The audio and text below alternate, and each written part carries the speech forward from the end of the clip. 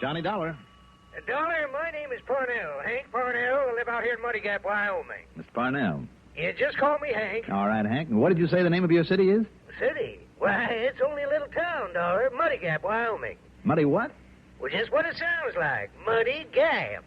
Muddy Gap. I see. Yeah, due west of Casper, south of Powell River. It's not too far from where the Poison Spider Creek begins.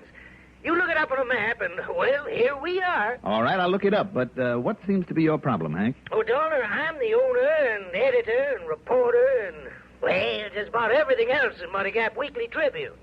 Yes?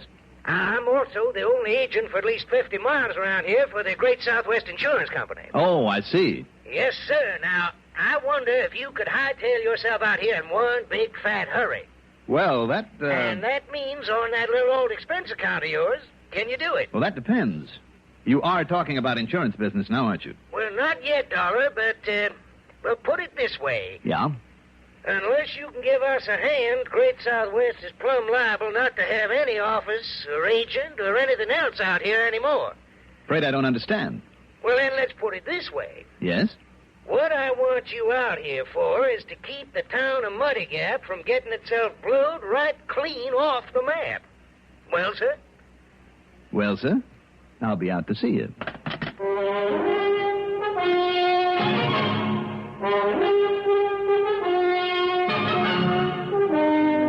The CBS Radio Network brings you Mandel Kramer in the exciting adventures of the man with the action-packed expense account, America's fabulous freelance insurance investigator. Yours truly, Johnny Dollar.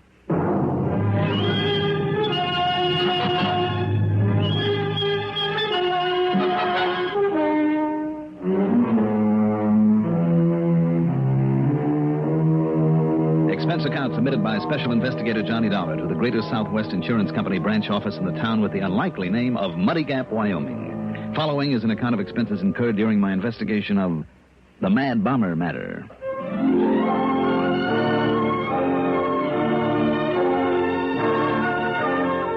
Expense account item 1. $192.80 transportation by plane, train, and car to Muddy Gap. That includes a stop and bite of late supper at Casper, Wyoming, where I picked up a rental car. Muddy Gap is in the middle of thousands of acres of rangeland for beef cattle in what used to be Indian country, where the Sioux and Cheyenne carried out many a bloody raid against wagon trains plodding along the old Oregon Trail. There's oil in this country, too. Muddy Gap consisted of a railroad siding, one main shopping street, and a surprisingly neat residential section, all of it pretty much surrounded by a tank farm. How many millions of gallons of crude oil were stored in those huge steel tanks, I'll never know. But it must have taken a mighty big pipeline to handle it. It was obvious that oil storage was the town's principal business. The combination insurance and newspaper office sat alone at the end of the street, and despite the late hour, Hank Parnell was there waiting for me. He was a long, lanky, not too bright character, dressed in jeans, an open shirt, cowboy boots, and the inevitable white Stetson. Instead of a horse tied up out front, he had a battered old touring car, minus the top and covered with oily dust, to get out and around and dig up news items for his paper, he said. Oh, and I guess I forgot to tell you, Dollar, I'm also mayor of this town, a sort of city clerk. And dog catcher as well, Hank? Well, now, you know something? If we had enough headed dogs around here to worry about, I'd probably be that, too.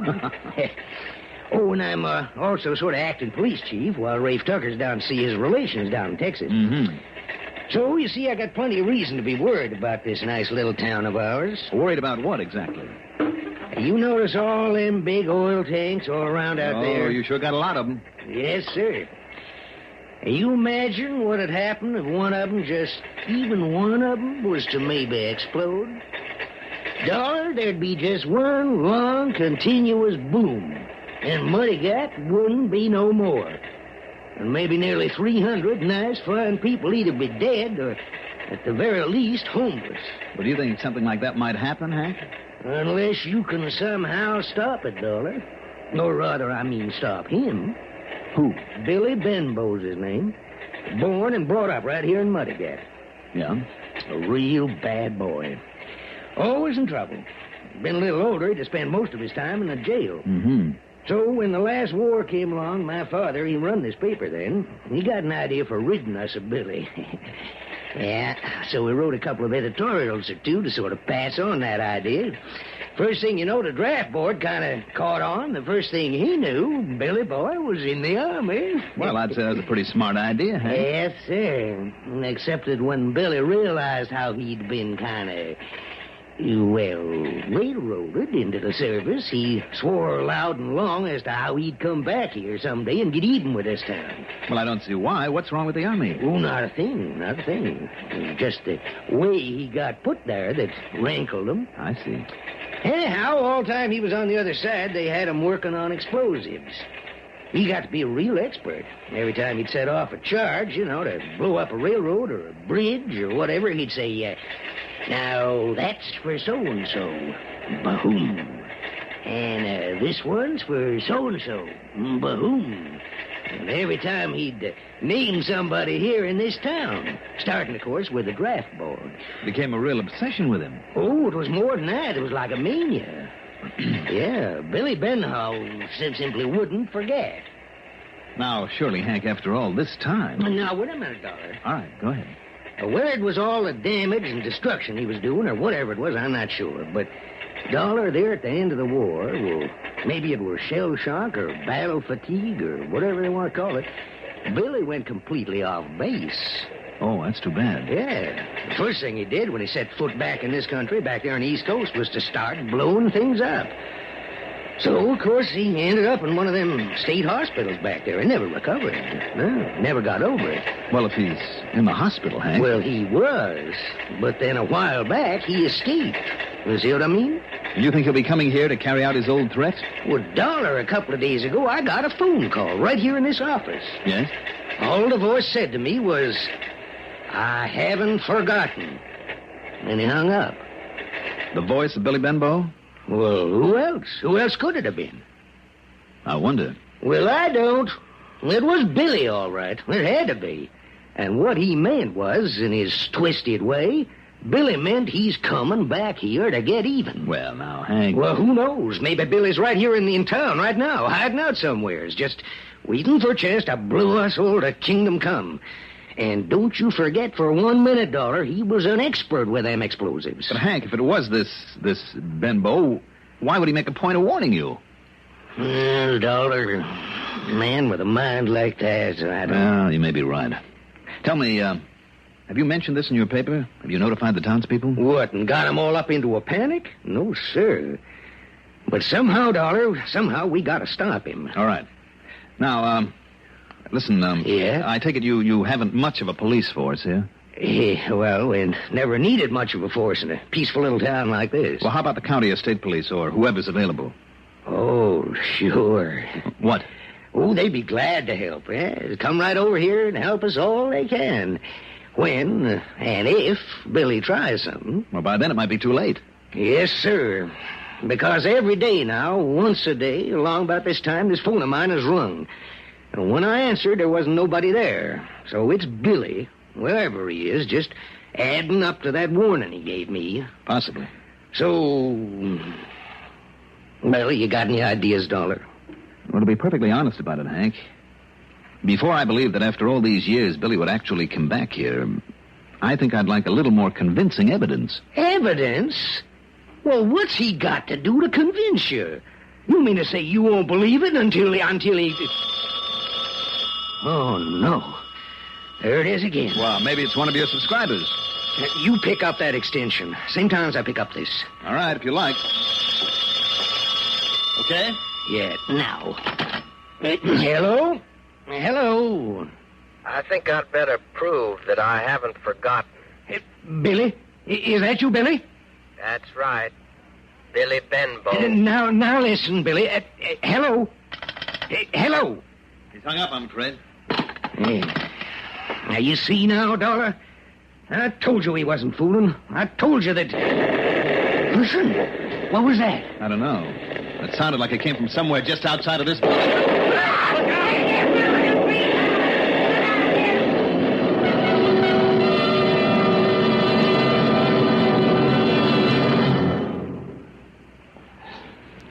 Remember how much racket automobiles used to make?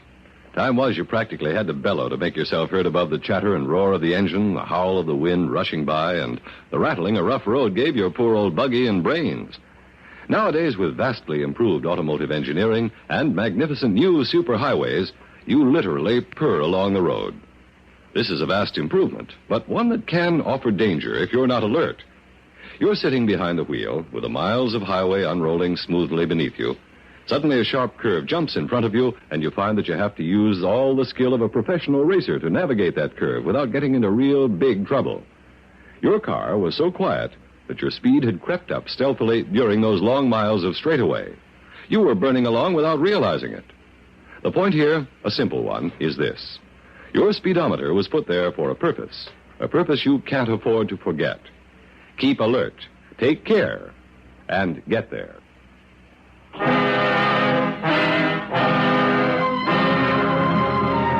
next thing I remember was crawling out from under Hank's desk. Hank himself had tried to make a dash for the press room, but was forced back by the blast and ended up beside me. As for the press room, it was a shambles. Oh, my. Why here, Dollar? Why it here? Why'd he pick to blow up my press this way? Hank, didn't you say it was your father's idea? That way of getting him out of town? Yeah, you're right. And he spread the word by putting the stuff in the paper. All right, then maybe this is all he wants to do, put your paper out of business. Yeah, maybe so, Dollar. I hope so. But he's still got to be caught and locked up again. Yes, but where do we start looking for him? Well, he was here to set off this here bomb, wasn't he? Only seconds after you talked to him on the phone? Oh, yeah, you're right. If he was somewheres on the telephone, there's no other buildings nearby. How could he be around here, too? Wait a minute. Look. Looks like this is the answer right here. Why, that's a clockwork. That's right. A little timing device. That means, Hank, that he could have been 100 miles away. What is it, Hank? What's happened around here? Sounds like a big explosion. Yeah, that's... Oh, looks like one, too. Yep, it was all right, Pete. What happened? Hey, smells to me like dynamite in here. Dynamite? What's the matter with your smeller, boy? What? It was just that big can of benzene I had for cleaning up the tap I used on the paper. It was, huh? Yeah, that's what it was. I had the dang thing up a little too close to the heater, and it blew up, that's all. Boy, sure funny it didn't start a fire then, Hank. What do you mean, funny? We were lucky, that's all. Well, I guess you were. I'll tell you this, though, Hank. Just don't bother right now. It was only the can of benzene. No, I mean about you saying there wouldn't ever be any excitement around here when I took on this job. Oh, yeah. It looks like I was wrong. What is your job, Pete? Oh, I'm sorry. I should introduce you to. This is Pete Branson, huh? Oh, yeah. Him and Tony Batten are the rest of the police force here in Muddy Gap. Mm-hmm. Yeah, glad to meet you. What'd you say your name is? Johnny Dollar. But now listen, you hear the hoax out there? Yeah, Tony's out there, too. Well, you and him just keep that mob out of here, will you? Tell him everything's okay. It was just that can of benzene, like I said. Sure, Hank. Now, go on now. You and Tony keep that mob out of here. Okay.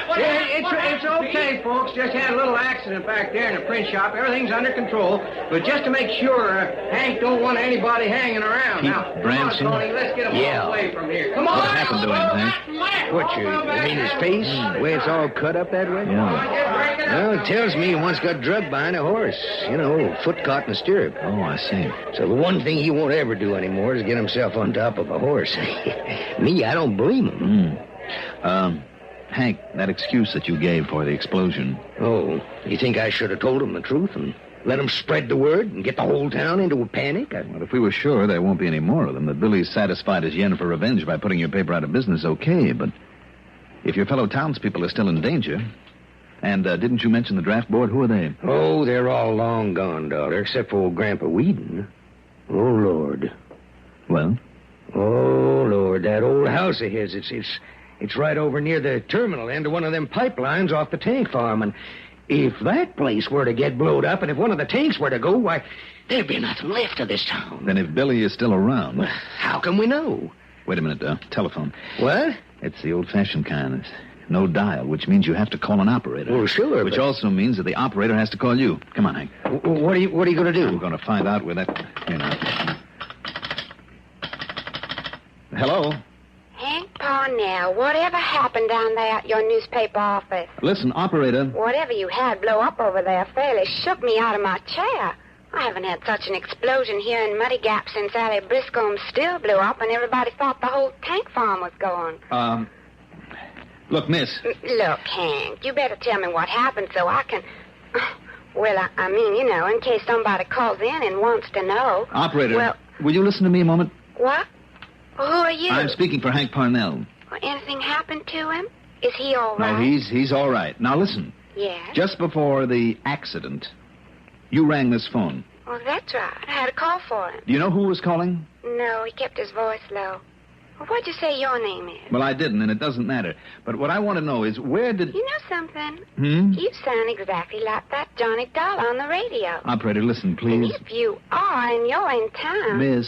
Well, the folks around here would sure like to know that, they would. Now, listen, do you know where that call for Hank Parnell came from? Well, of course I do. Where? Well, the one outside phone booth we have over outside the drugstore. Okay, thanks. You heard? Yeah, Dollar. Then he is in town. I'm afraid so. Hank, you better take it. Okay. I'll listen in. Hello? You got the sample, Parnell. The big one's coming later. Billy. That's right. Later when? What do you mean by later? Maybe tonight. Billy, listen. Hello? Dollar, we gotta get the people out of this town. 300 of them before he can strike again? I don't know, but we gotta try. It's too late, and you know it. Well, then what can we do? Dollar? It's a long chance, Hank. I know it is. What? But I'm betting that he's been around this town a long time, maybe for weeks. Now, doesn't that mean anything to you? Well, I don't get it. All right, listen. Now, this crazy hunch of mine may be all wrong, but if you'll let me handle this my own way... Will you, Hank? In spite of the fact that it may mean jeopardizing all the people in town. Anything you say, Dollar, as long as we do something. All right. Those two boys on the force. Do you know where to reach them right now? Who, Tony and Pete? Yes. Yes. All right. Call them up and have them come over here. Then if you and they will follow my orders to the letter and without question... Well? We'll do anything. Okay. Get them over here.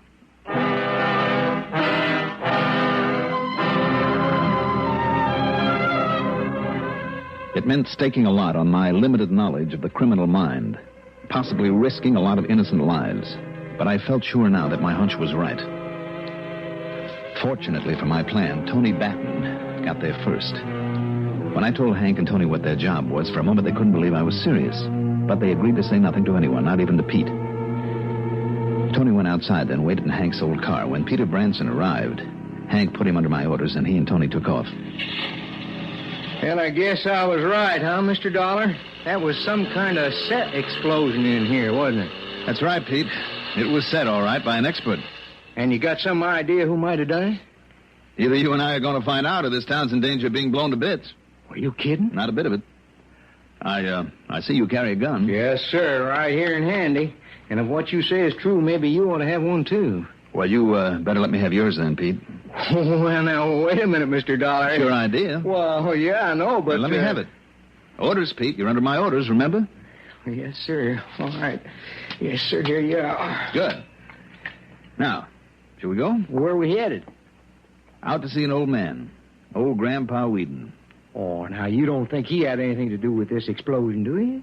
Pete, I think this mad bomber plans to hit him next. Did you say mad? That's right.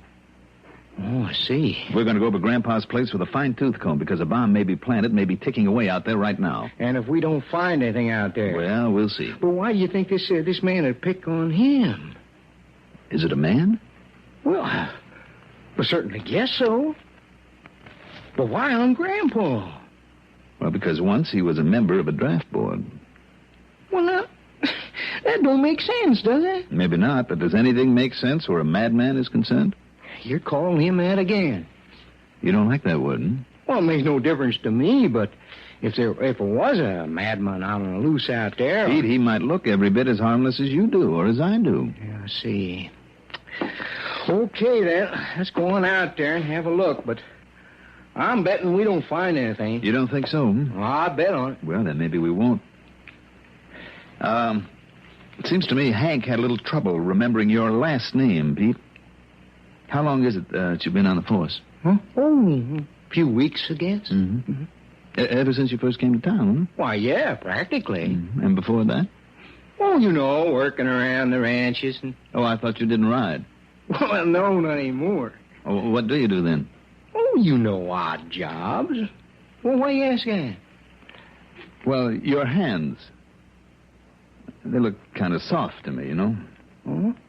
Another thing, come to think of it, seems to me you immediately recognized the smell of dynamite when you came in here.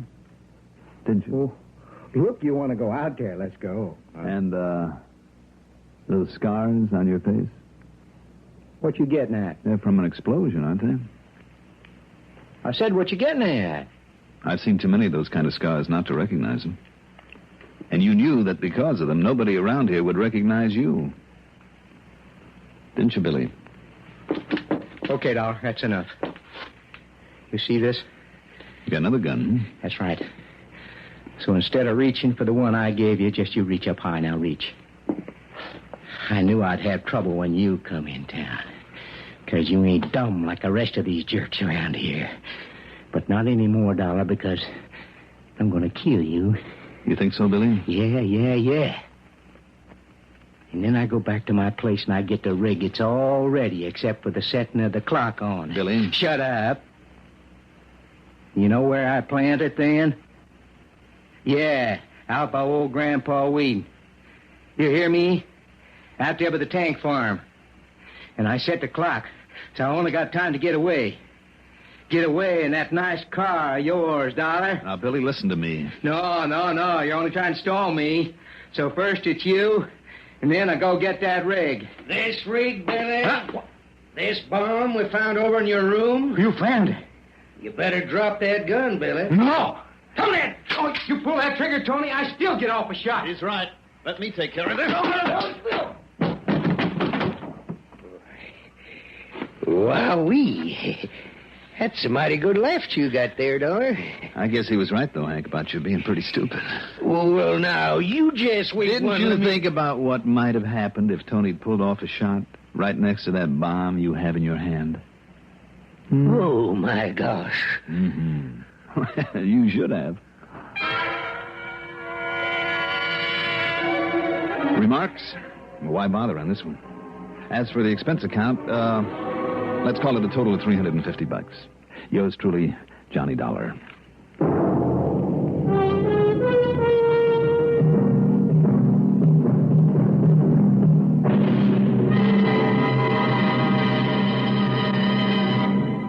Now, here is our star to tell you about next week's story. Next week, a beautiful girl, a handful of coins, and a mysterious disappearance. Join us, won't you? Yours truly, Johnny Dollar.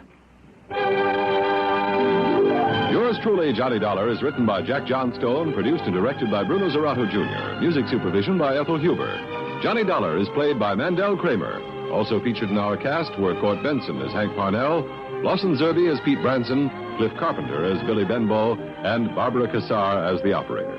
Be sure to join us next week, same time, same station, for another exciting story of Yours truly, Johnny Dollar. Art Hanna speaking.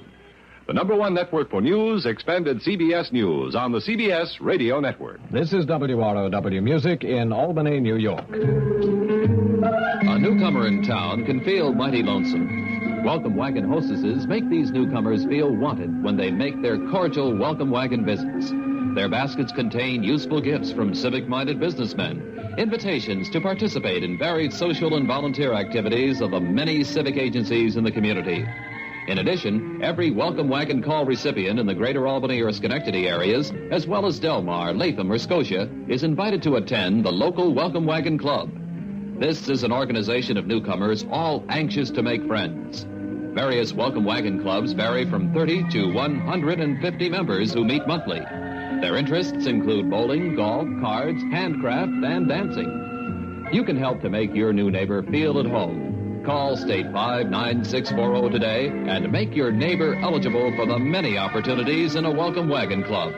Remember, State 59640. WROW Music time now, 25 minutes before 7 p.m.